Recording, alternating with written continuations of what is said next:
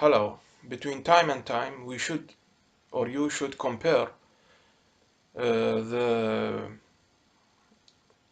state of normal person who don't have OCD and the therapy that you are doing. So in the ideal case is that a normal person without OCD, in the ideal case, he get an obsession, he get a feeling, uh, get an OCD thought or OCD sensation or OCD feeling, and the frequency and the amplitude, so the strength and the frequency of this obsession, as I have said before, the obsession can be feeling, thoughts, or body sensation, or maybe memories and other thing. But okay, so this is the obsession, my definition to obsession. The normal person can get an obsession less in amplitude and less in frequency, and in the normal case he will neglect them directly, immediately. So let us say he is reading, the normal person is reading, then he get this obsession, then he will continue reading. So to understand that in our therapy model, that means he have a small one and a small three. I mean, small one means that the amplitude and the frequency of the obsession is small, less. Okay, cross strength in strength and in frequency. Okay, and so he will not have any compulsion. He will neglect them directly, immediately. So if you in mathematics they say a continuous function, then this continuous function it will suffer less discontinuity. So he is reading, comes the obsession, he will continue reading. Maybe a small bump, maybe a small. So he's reading, comes the obsession, continue reading. There is no increase in amplitude. Simply steady, there is no discontinuity. But for the OCD person, he is reading, and suddenly comes the obsession, and it will stay high. It will it will come back maybe within 1-2 hours or 30 minutes after he is doing the compulsion. Then it will come back, not at the same state, of course, because he will be still agitated and still there is a lot of in his head. But I mean this, I'm talking about this discontinuity. So the less discontinuous you are, the more you are approaching the complete recovery. So the less discontinuity you have, then the more you are approaching the complete recovery. Okay? But it is good always to compare what is going on, or to compare the model to understand more the model and the steps of the therapy, is always to have an view of the ideal state. And I mean by the ideal state is the ideal state of a man who don't have OCD, free of OCD. Okay, so he's reading or working, comes the obsession, working, he's working, comes the obsession, there will be no discontinuity. Why? Because he will recognize, oh, what is this? And then he continues. Okay.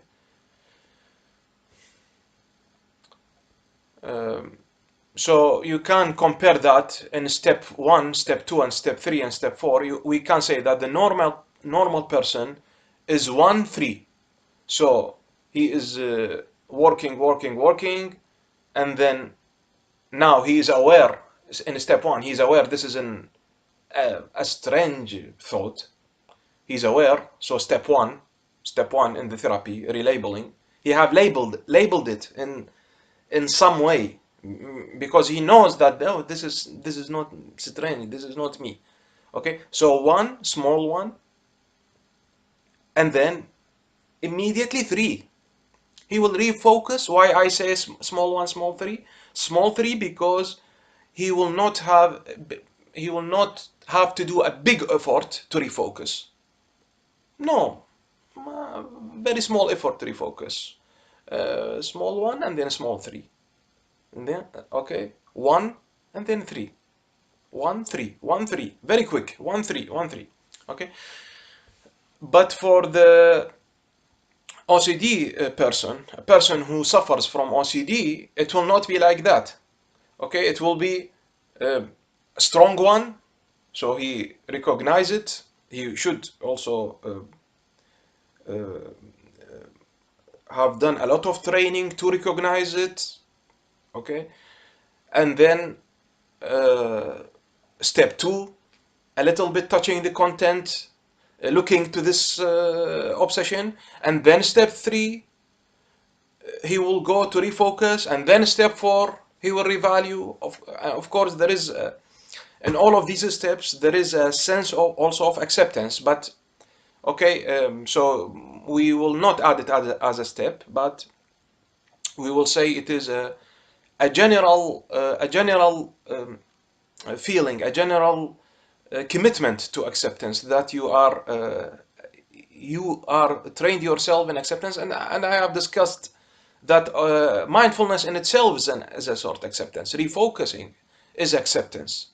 Okay, so okay, so with the OCD sufferer, it will be 1, 2, 3, 4.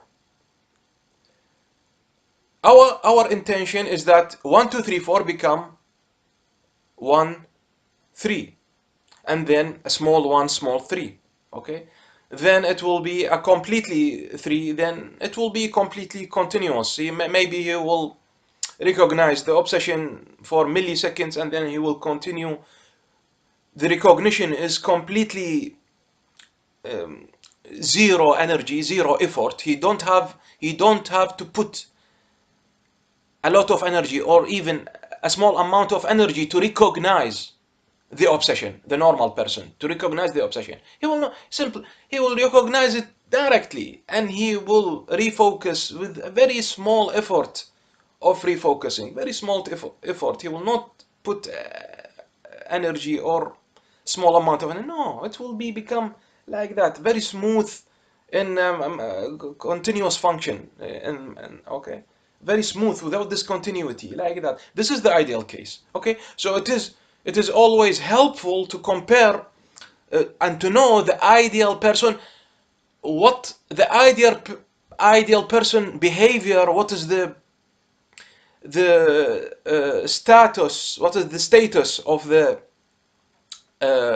ideal behavior, ideal cognition of the normal person without OCD. What is that? Why? Because later it will help you by when we will consider a sort of counselor, or wise counselor, or wise advocate, or like that, because the wise advocate is is a part of your real self, is the ideal behavior that you should do when you get attacked by an obsession. Okay. Yeah, so it is very important to know the difference between the two states, the ideal states and the states of the OCD sufferer. Okay, so the normal person do not have step 2 and step 4. He have only 1, 3, and in fact, in more precise description, he will have a small 1, small 3, because less energy in recognizing and in refocusing, so small 1, small 3. But with the OCD sufferer, he will have a 1, 2, 3, 4. In the way of becoming better and better, he will notice that small 2 will become step 2 will become smaller and smaller, and step 4 will become smaller and smaller. So he's approaching the model of the ideal man, ideal behavior, ideal cognitive, the cognition and the behavior of the OCD in a man without OCD. Okay, he is approaching the model 1 3. He begin with 1 2 3 4, or uh, um, if he has a small obsession, then he can begin with 1 3 also. I have given an example about how an example how you can do 1 3 1 3. Okay, when your obsession has less deceptive content, okay, or deceptive less deceptive causality, and I will define this term deceptive causality in the coming videos, because I use this term uh, a lot in the therapy as a metaphor or as a hint for the client uh, to um, to get understanding of the problem without saying a lot of details, but also later in relabeling you should use as less words as possible, because if you use a lot then you are entering the content. We don't want you to enter the content so that you will not give a lot of energy to the monster. Okay, so this is why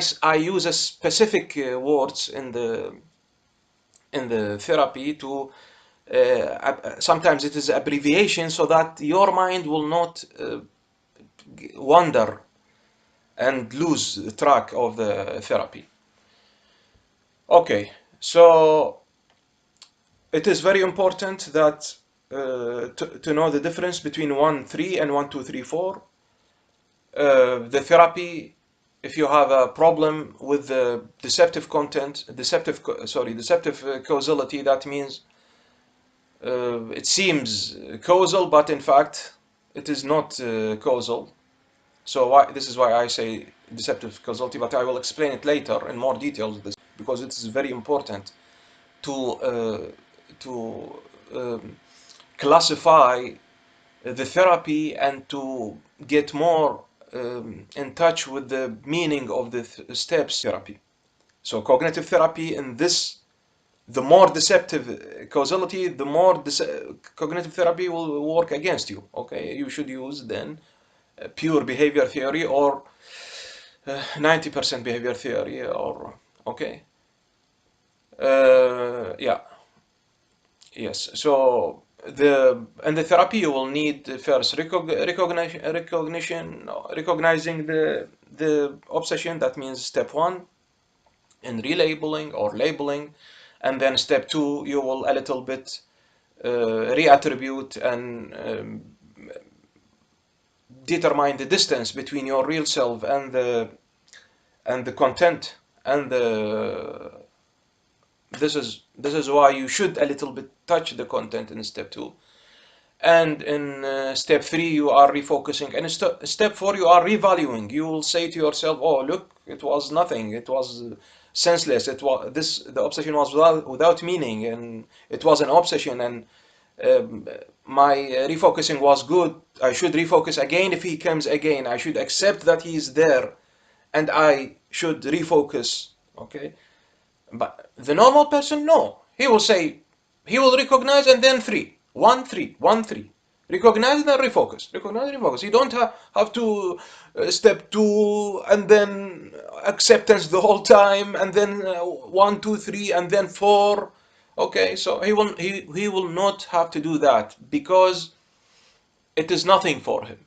It is like a small flies, or maybe less than that, because small fly he will some energy, but simply, oh, then, and sometimes no. This is why we are talking about amplitude and frequency, because with normal person, if in a trauma he get a strong obsession and he could manage to do 1 3, because biological reasons, because some other reasons, because his mentality is not suffering from um, OCD problems. Okay, he is less perfectionist. He is less responsibility person. Okay, so in that time, even when the obsession was very strong to this person, and he has done 1-3, with the time, the amplitude, so the strength of the obsession will be less and less and less. Why? Because he is doing 3. He's doing the refocusings. He's not doing the compulsion. Okay. So with the time, the amplitude will be less and less and less, but also the frequency will be less and less and less. Because why? Because he's not doing the compulsion. So the main difference between the OCD person and the normal person is that there is a difference in the amplitude, frequency, and of course, the main difference is the compulsion. The normal person don't do compulsion. The OCD person, it is a compulsion. This is why it's obsessive compulsive.